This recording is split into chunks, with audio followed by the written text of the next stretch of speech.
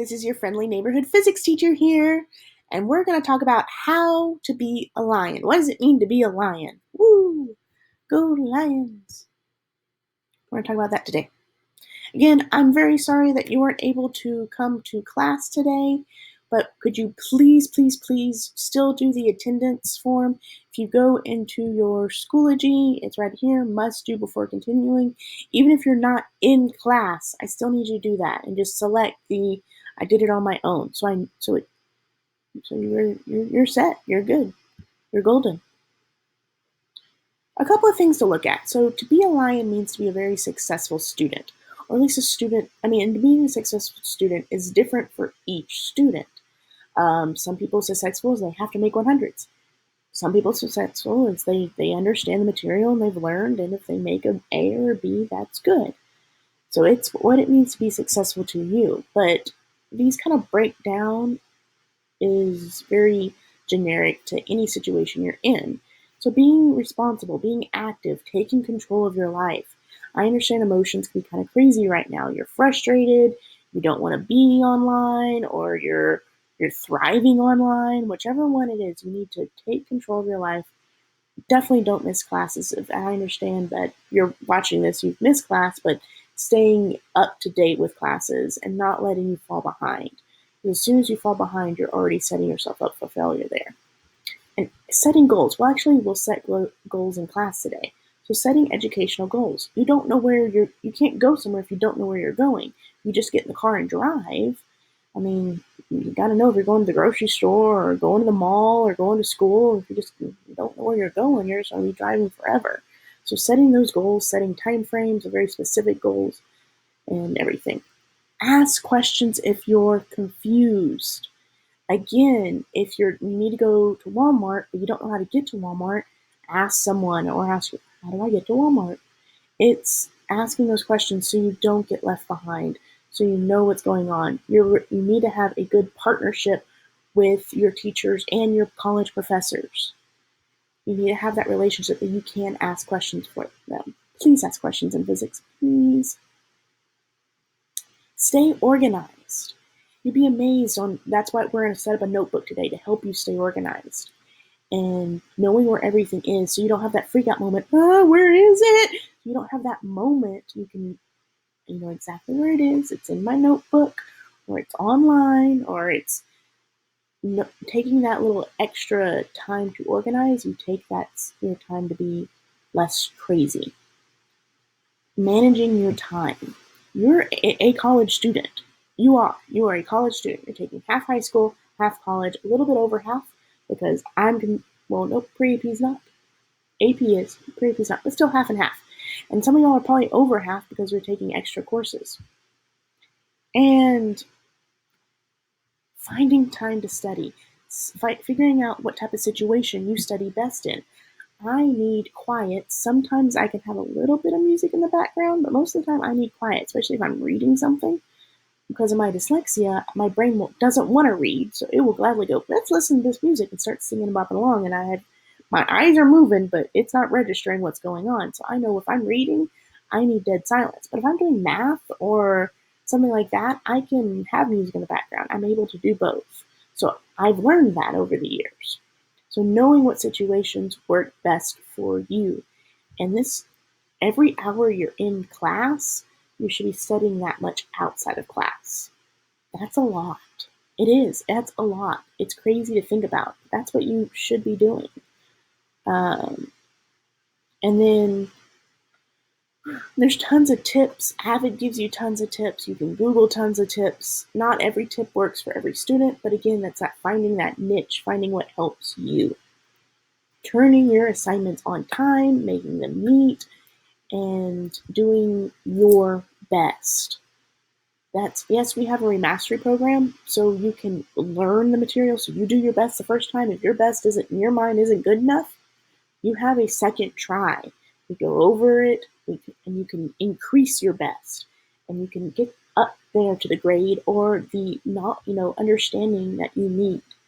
You'll find out that I'm not yes, grades are important, I understand, but I'm more worried about what you're learning about. So if you prove to me that you've learned it, we're set, we're good. And then you have that on the opposite, stuff that hinders you. That lack of motivation, especially with emotions going crazy. If you have poor time management skills, your buddies want to go to the mall and you haven't studied yet. You have to be like, no, I gotta study. I don't need to go to the mall. I'm sorry. But if you sit there and plan it out, you can make time for yourself to go to the mall. And again, that lack of not knowing where to go, not having that goal set. Procrastination is a big thing. I sometimes procrastinate. It's not fun because you get that I need to get stuff, I need to get this stuff, and then you're so freaking out the fact that you need to get it done, you can't get it done, and it's just a ongoing cycle. Unable, so not knowing the information, not knowing the subject as strong as you need to. Teachers and professors will give you like one or two situations, but you need to take that knowledge and be able to put it in different situations. Those would be awesome questions, awesome discussions to have with your peers and with your teachers. Like, okay, what about this situation? But on the same hand, you don't want to get too dependent on your professors.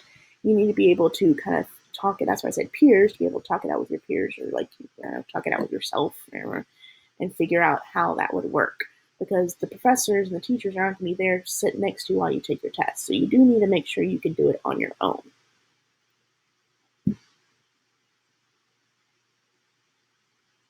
So on Schoology, there is a place for you to do this right here. Make sure you tell me about your strengths and weaknesses. I'm mainly focusing on strengths. We can have that nice discussion. Notebooks. So I don't care if it's paper or online, whichever works best for you. But it doesn't matter if it is paper or online, these are a few things I need you to put in your notebook. I need you to have a title page. So, one, if I'm looking at it, I know who it is. Two, I know it's like, well, if it's online, why do I need a title page? Again, if you show it to me, I need to know whose it is. And if it's a tangible one, if you lose it, I can get it to you. So just your name, class period, class, teacher, and then year. You can make it look pretty if you want. Next, we're going to set some SMART goals. Remember, I'm sure you've set SMART goals in Avid before. Remember what SMART means is a specific, measurable, attainable, reliant, time-bound goal. So being very specific. I want to go to culinary school. That's not being very specific. I want to go to culinary school so I can focus on the baking program. So I can be a baker. Like, why are you doing this? Why are you in early college? Think about that. Measurable. You need to know when you've achieved your goal. If it's not measurable, you don't ever know when you've achieved your goal. So you need a measurable goal. I want good knife skills. Great. When do I know I have good knife skills? I know I have good knife skills when I can dice 5 onions in a minute. Cool. Gotta make it measurable. Attainable. You have to make it attainable. And because you'll be like, well, I want to be an amazing chef like Gordon Ramsay. I'm not saying you can't be like Gordon Ramsay, but that's a huge jump from I'm just now starting culinary school to I want to be like Gordon Ramsay. You need to set like little short increment to get to that point. So eventually you get to that point that you can be like, I can be like Gordon Ramsay. You gotta make them attainable. Break down, make it so you can control it. And it's gotta be relevant. If you're gonna be a chef, you don't necessarily need to be a mechanic. If you're focusing on physics, you don't, need to figure out, does history really play a part in this part of physics? So you got to think about, relevant part of your goals. And then time bound, because you want that, yes, I achieved my goal. If you don't set a time frame, that goal can just go on forever and ever and ever, and you will never get to the next goal and the next goal. So having a time frame helps. So yes, I would like for you to put this in your notebook. It'll just be the next page over. Now on the back, just turn your page to the next page. And I want you to set a life, a school, and a physics goal. And I'll tell you mine. So my life goal is to make sure I'm spending me time, and it's at least 30 minutes a day. I have an issue if I focus on, hyper focus on school. I gotta be perfect, gotta be perfect, gotta be perfect, gotta get this, gotta get this. And so I have to force myself to give me time. If that's getting ready for D&D, playing D&D, if that's playing video games, watching, it's whatever that is for me that day. My school goal is to be at least a week ahead with my lesson plans. Right now, I'm about a day, maybe 2 days ahead, but I'm still trying to figure out this technology stuff. And I've given myself until the third weeks to get that done. So I've said it, I want to be a week ahead, and I've given a time frame. I want that done by the third week of school. So that's reasonable because I'm still trying to figure out technology and everything, and it gives me the weekends to get ahead. Class goals is at least one interactive activity so I can keep engagement. That's really hard virtually, and it's even harder when you're not in class. I have to think about engaging activities to help students that can't really come to class and what to do with that. I'm still working on that. So those are my SMART goals. Next thing we're going to talk about safety. So you can either print off the safety rules or you can write them down. It's not that bad. There's only 15.